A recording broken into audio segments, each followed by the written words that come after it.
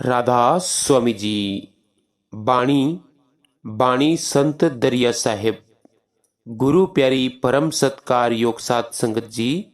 आज के इस सत्संग वीडियो का विषय है कि काल जीवों को कैसे गुरु बनकर अपने जाल में फंसाता है। प्यारी साथ संगत जी, संत जीवों को इस 84 के जेल खाने से निकालने के लिए आते हैं, परंतु काल नहीं चाहता कि कोई भी जीव इस 84 के जेल खाने से बाहर निकले। लेकिन अगर हमें सच्चा गुरु मिल जाए, हम ऐसे गुरु की बाह पकड़ लें जो नाम का मार्ग बताता हो, तभी इस 84 के जेल खाने से हम बाहर निकल सकते हैं। प्यारी साथ संगत जी, तो आओ, अगर काल के झूठे गुरुओं से बचना है तो आज के इस सत्संग के एक एक लफ्ज को अपने हृदय में धारण करते हैं। सत्संग बड़ा ही महत्वपूर्ण और रूहानियत से भरा हुआ है। बेनती है कि सबसे पहले आंखें बंद करके अपने अपने संत सदगुरु को याद कर लें, तत्पश्चात आज के इस सत्संग का पूरा लाभ लें। प्यारी साथ संगत जी, संत दरिया साहेब कहते हैं कि जितनी जल्दी हो सके सच्चे गुरु के चरणों को पकड़ ले, अन्यथा बाद में पछतावे के अलावा कुछ भी प्राप्त नहीं होगा। यदि हम इस जन्म को व्यर्थ ही गंवाकर मर जाएंगे तो फिर अपना घर कहाँ बनाएंगे, हमें कहाँ जन्म लेना पड़ेगा। फिर तो हमें बार बार उलट पलट कर संसार रूपी रहट में जोता जाएगा। हम 2 सींगों वाले चौपाए पशु बनकर भूसा और घास खाते फिरेंगे। अंत में हमारा कोई कुल या कुल का कर्म धर्म नहीं रहेगा और हम अपने किए हुए कर्मों से स्वयं को बंधवा लेंगे। हार कर अपना सब कुछ लुटाकर खाली हाथ हुए काल रूपी बाजीगर के हाथों में पड़ेंगे, जो हमें पलक झपकने का भी मौका नहीं देगा। जन्म मरण के चक्कर में सदा उलझाए ही रखेगा। ऐसे जंगल में जाकर जन्म लेना पड़ेगा जहां हमें सियार आदि जंगली जानवरों के साथ मिलकर सुर में सुर मिलाकर शोर मचाना होगा। हम निचली योनियों का शरीर धारण करके बहुत दुख पाएंगे। दरिया साहेब कहते हैं कि केवल सतगुरु के अमृत चरण कमलों में प्रेम लगाने पर ही हम मुक्ति रूपी फल प्राप्त कर सकते हैं। संसार में गुरु शिष्य का झूठा व्यवहार फैला हुआ है, इसीलिए हमें अच्छी तरह समझ बूझ कर किसी को गुरु धारण करना चाहिए। सबदिया नाम का भेद देने वाला ही सच्चा गुरु है। अन्य गुरु स्वयं मन के धोखे में पड़े हुए हैं। ऐसे पाखंडी गुरु अपने साथ साथ अपने शिष्यों को भी संसार सागर में डूब लेते हैं। काल जीवों को अपने जाल में उलझाए रखने के लिए अपने दूतों को गुरु रूप में इस संसार में भेजता है। जीवों को भुलावा देना और उन्हें गुमराह करना ही ऐसे गुरुओं का काम है। ऐसे गुरु दिखावटी वेशभूषा बनाकर और धर्म शास्त्रों का हवाला देकर लोगों को ठगते हैं। उनका अपना मन तो वश में होता नहीं, पर वे दूसरों के मन को वश में करने का तरीका समझाते फिरते हैं। केवल लोगों के कान फूंक कर वे उन्हें अपना चेला बना लेते हैं। इस तरह वे उनसे दक्षिणा लेकर उनका धन अपहरण कर लेते हैं, पर उनका शोक दूर नहीं करते। उनकी अपनी ही आंतरिक आंख बंद होती है तो वे भला अपने शिष्यों को आंतरिक शब्द धुन सुनने की युक्ति कैसे बता सकते हैं। विचार करें, वे केवल बहिर्मुखी क्रियाओं और कर्म कांड में शिष्यों को उलझाए रखते हैं और बाहरी क्रियाओं को ही मुक्ति का साधन बताते हैं। इस प्रकार के अंधे गुरुओं और बहरे चेलों की इस संसार में भरमार है। बाहिर्मुखी साधन मानो लोहे की नाव है जो पत्थर जैसे कठोर कर्मों के बोझ से लदी हुई है। इस नाव को मुक्ति का साधन मानने वाले गुरु और शिष्य दोनों ही संसार सागर में गोते खाते रहते हैं। अतः बाहरी वेशभूषा और दिखावटी क्रियाओं के धोखे में न आकर हमें सच्चे गुरु की खोज करनी चाहिए। केवल सतगुरु से नाम का भेद पाकर ही हम संसार सागर को पार कर सकते हैं। इसीलिए तो देखो, पाखंडी गुरुओं के धोखे के विषय में संत दरिया साहिब क्या कहते हैं। आप जी कहते हैं, गुरु ठगौरी जगत में दिछिया देहि सब ठाव, गुरु सिख संग बूढ़ी मरे कहाँ बसे निज गांव। कहते हैं कि गुरु के नाम पर संसार में ऐसी ठगी चल रही है कि धोखेबाज गुरु सब जगह लोगों को दीक्षा देते फिरते हैं। ऐसे गुरु और शिष्य तो एक साथ ही संसार में डूब मरते हैं। वे भला अपने निज धाम में कैसे निवास कर सकते हैं। जिसे सद्गुरु भेद बताते हैं वही अपने असली लक्ष्य को देख पाता है, अर्थात उसे प्राप्त कर सकता है। मन के मत के अनुसार चलने वाले जो केवल बातें बनाते रहते हैं संसार सागर से पार नहीं उतर पाते। निर्मल नाम 3 गुणों से परे की शक्ति है। जैसे जल में नाव होती है उसी प्रकार संसार सागर से पार जाने का साधन नाम है। इसीलिए हमें सोच समझकर ऐसे गुरु की बाह पकड़नी है जो नाम का मार्ग बताते हो, जिससे हमारा यह आत्मा रूपी जहाज संसार सागर में ना डूबे। कहते हैं, गुरु गुरु में भेद निरारा, सतगुरु खोज करहु निर्वारा। गुरु गुरु में अंतर है, इसीलिए सच्चे गुरु की खोज सोच समझ कर करो। अच्छी तरह देख परख कर ऐसा गुरु धारण करो जो संसार सागर में बहती हुई हमारी नाव को संभाल कर रखे, क्योंकि कलयुग के गुरु बड़े धोखेबाज हैं। वे जीव के साथ ठगी करते हैं और हानि पहुंचाते हैं। इसीलिए संत दरिया साहिब ने कहा है, सहजादा सुन लीजिए आगम कहो बुझाए, अदल में धोखा होई है सुनहु सबद चितलाए। दरिया साहिब अपने उत्तराधिकारी को संबोधित करते हुए कहते हैं कि पुत्र, मेरी बात को सुन लो।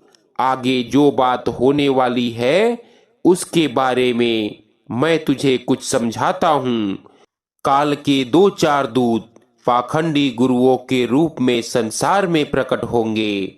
जैसे देवलोक में काल ने अपने को सत्पुरुष बताकर ब्रह्म आदि देवों को भ्रम में डाला है, वैसे ही ये दूत अपने को सद्गुरु बताकर जीवों को भ्रम में डालेंगे।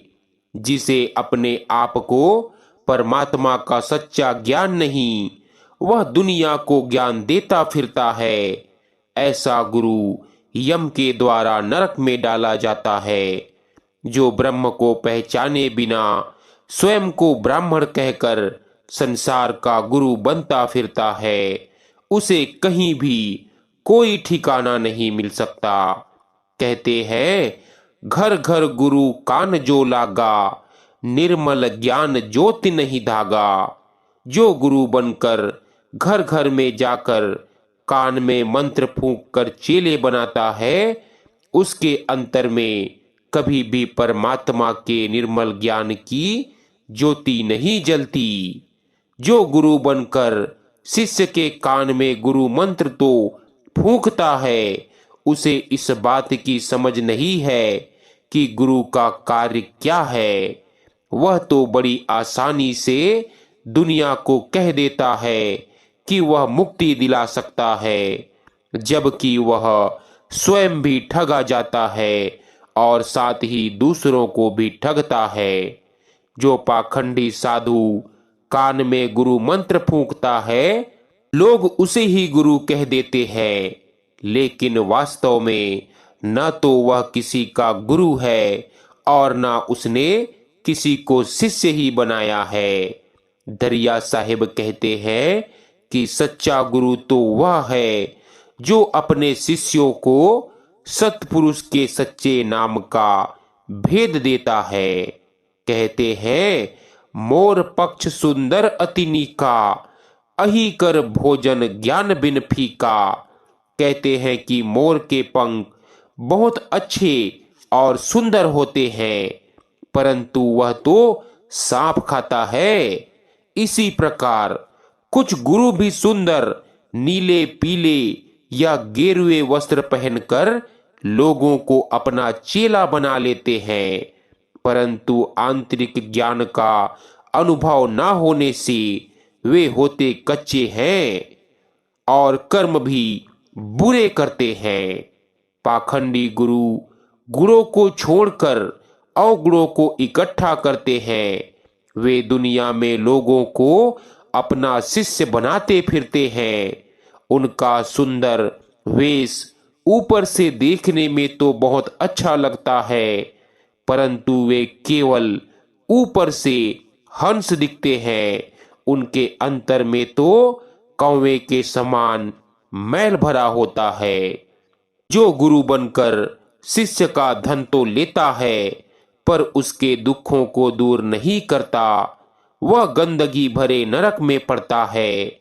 संसार में लोग गुरु बनाने के लिए उसके बाहरी शरीर को देखते हैं, ज्ञान को नहीं देखते। बड़े बड़े राजा भी ऐसे व्यक्ति को अपना गुरु बनाते हैं जो अंदर से कौवे के समान गंदा होता है, केवल ऊपर से ही हंस की तरह लगता है। सच्चे गुरु की पहचान करो प्यारे, जो परमात्मा का प्रेमी हो और परमात्मा का सच्चा ज्ञान प्राप्त करके इस संसार की मोह माया की नींद से पूरी तरह से जागृत हो चुका हो। कहते हैं कि बहरे शिष्य ने ज्ञान रूपी आंखों से अंधे व्यक्ति को गुरु धारण किया। परमात्मा के सच्चे ज्ञान की आंखों के बिना वह गुरु परमार्थ का मार्ग भला कैसे पहचान सकता है। उस पर उसने 10-20 चेलों को भी अपने साथ लगा रखा है। अंत में वे सब के सब संसार सागर में डूब मरते हैं और अनाथ हो जाते हैं। आत्मा रूपी नाव विकट धारा में फंस जाती है।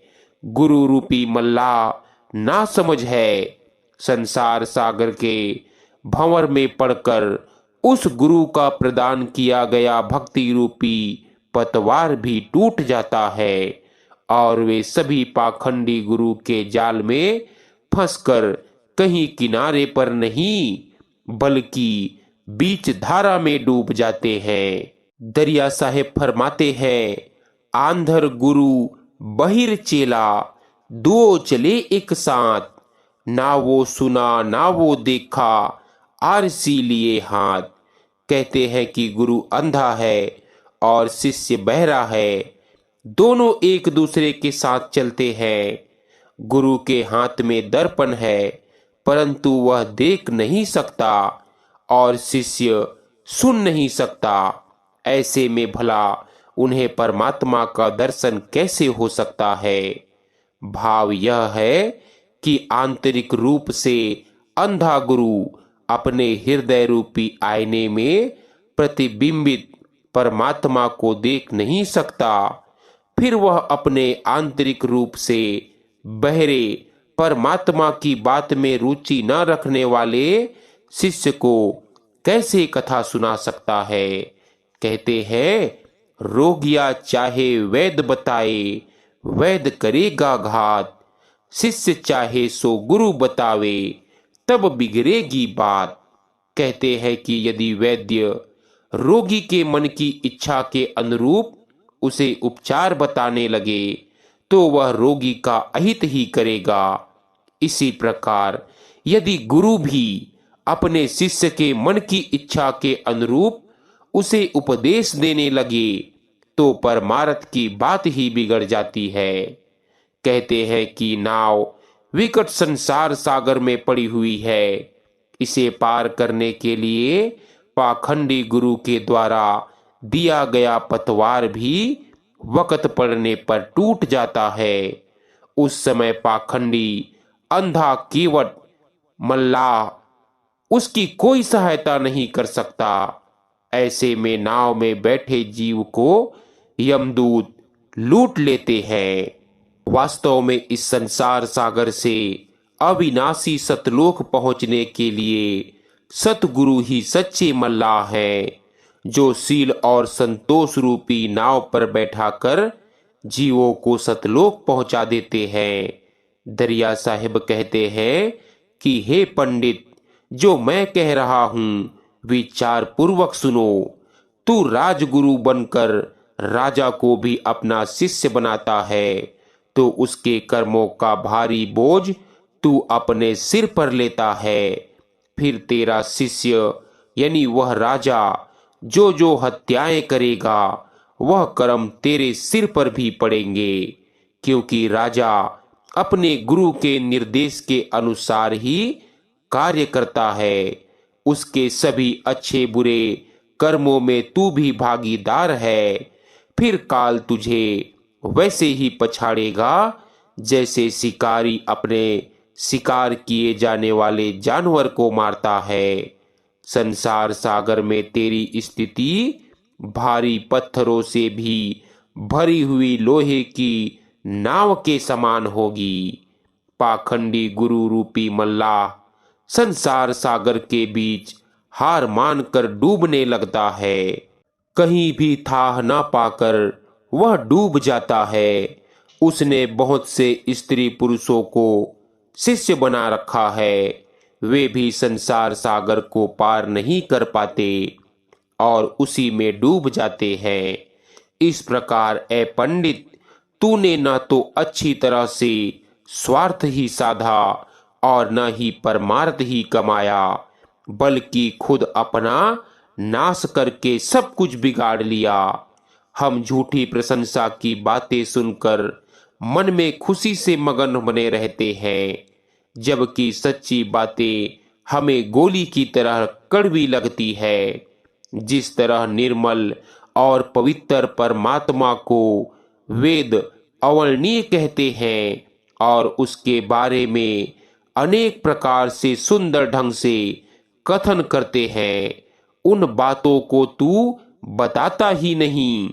गीता के अर्थ को भी तू गुप्त रखता है और इस प्रकार अपने मन के अनुसार जाल फैलाता है। दरिया साहिब कहते हैं कि सतगुरु के बताए शब्द को ही सच मानकर इसे संभाल कर गांठ बांधनी चाहिए, तभी हम संसार सागर के बीच में कभी नहीं डूबेंगे। अब कहते हैं कि यदि हम सच कहें तो संसार मारने को दौड़ता है, जबकि झूठ कहने वाले को हितकारी कहा जाता है, परंतु झूठ कहने वाले को यमराज नरक में अवश्य डालता है। पांडे घर घर जाकर लोगों को दीक्षा देते हैं और दीक्षित होने वाले के कर्मों का भार अपने सिर पर लेते हैं।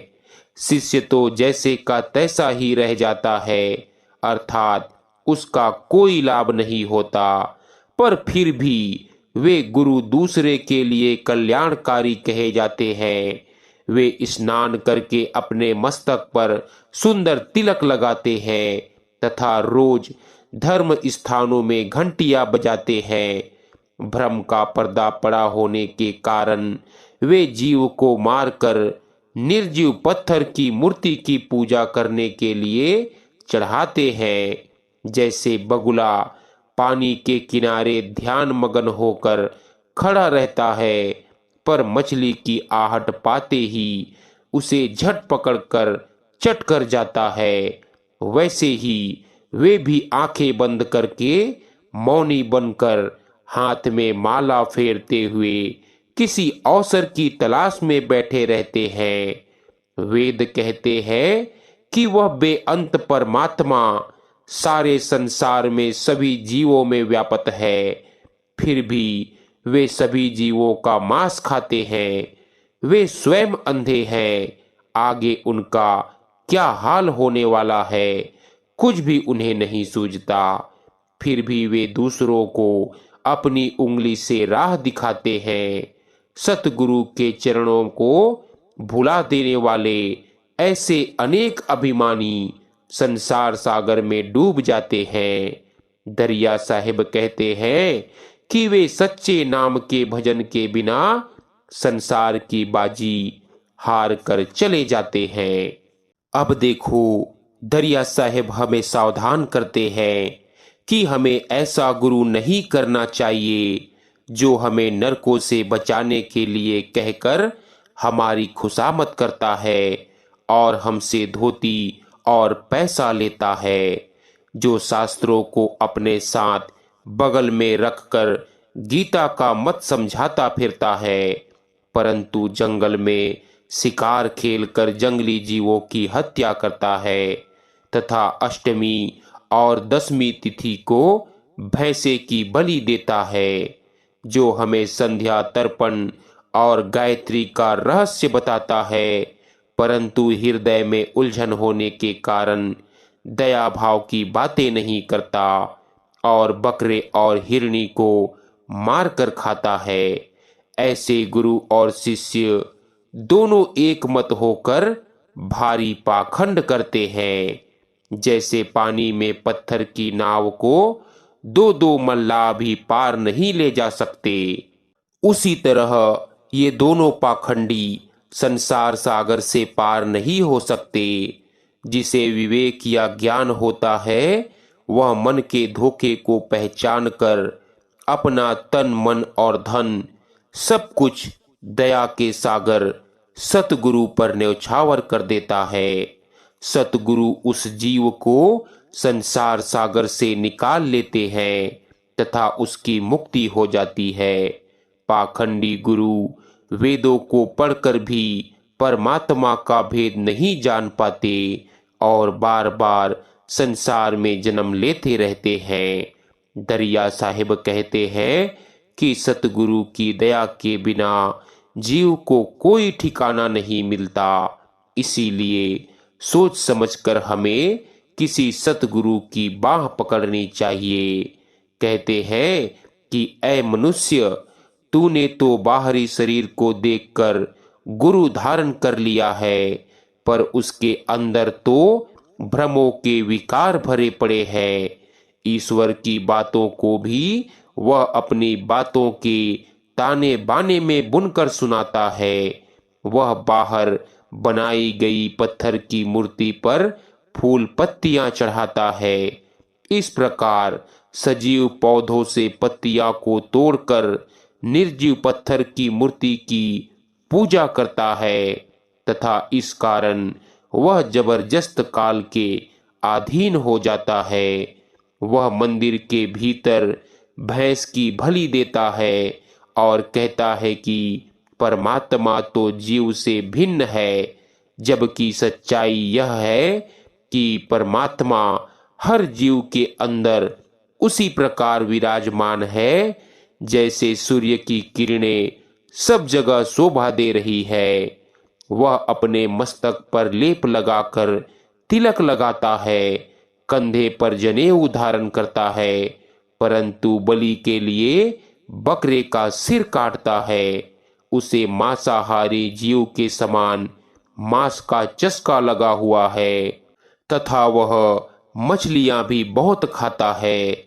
वह शरीर के गर्व में चूर होकर घमंडी बना हुआ है तथा राक्षसों के समान जीवों को मारने के लिए उन पर बल प्रयोग करता है।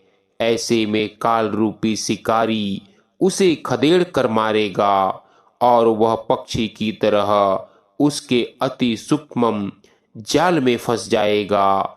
संसार में उसकी हालत उस बंदर जैसी है जो तंग मुंह वाले बर्तन से अनाज के दाने को निकालने के लिए अपनी मुट्ठी को अच्छी तरह कसकर बंद कर लेता है। उस समय उसकी बुद्धि ऐसी मारी जाती है कि वह दोनों को छोड़कर अपनी मुट्ठी नहीं खोलता और भ्रमवश यह समझता है कि उसके हाथ बर्तन में फंस गए हैं। इस प्रकार संसार में फंसे हुए जीवों पर काल कोई दया नहीं करता। दरिया साहिब कहते हैं कि सतगुरु की दया के बिना जीव अपने ऊपर दुख ले लेता है। अब देखो संत दरिया साहिब अंत में हमें क्या समझाइश देते हैं। कहते हैं कि हे साधु जनों, दुनिया के लोग पाखंड या धोखे के पीछे दौड़ते हैं। उन लोगों ने पत्थरों और पानी को ईश्वर के रूप में प्रतिष्ठित किया हुआ है। सही मार्ग पर नहीं चलने से आज तक इनकी गति नहीं हुई, अर्थात इन्हें मुक्ति नहीं मिली। परमार्थ के नाम पर ये बड़े ही सुशोभित ढंग से दिखावे के वेश बनाते हैं।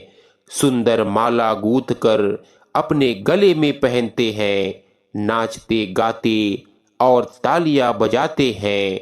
शारीरिक मुद्राओं के द्वारा मदारी जैसी कलाएं दिखाते हैं, परंतु केवल बातों की मथानी से मथने पर कोई भी कभी भी घी प्राप्त नहीं कर सकता। परमार्थ के सच्चे घी के बिना केवल खोखली बातों का मट्ठा पीकर ही इनका मन मस्त बना हुआ है, जिसके कारण इन्हें बंधन में पड़कर यमपुरी जाना पड़ेगा। सच्चाई को छोड़कर केवल झूठ की मिठाई खाने से जीव को स्वाद नहीं मिल सकता। जब तक इनके सिर पर अच्छे और बुरे कर्मों की गठरी है, तब तक ये इसी प्रकार भटकते रहेंगे। यदि गुरु मिलता है तो वह अंधा है जिसके पास ज्ञान रूपी नेत्र नहीं है, तथा शिष्य बहरे हैं जिन्हें अंतर में सुनने की शक्ति नहीं है। इस प्रकार गुरु और शिष्य दोनों ही अपनी चतुराई से केवल पेट भरने का कार्य करते हैं, परंतु अंत में इनके दोनों पांवों में जंजीर डालकर घसीटते हुए काल ले जाता है।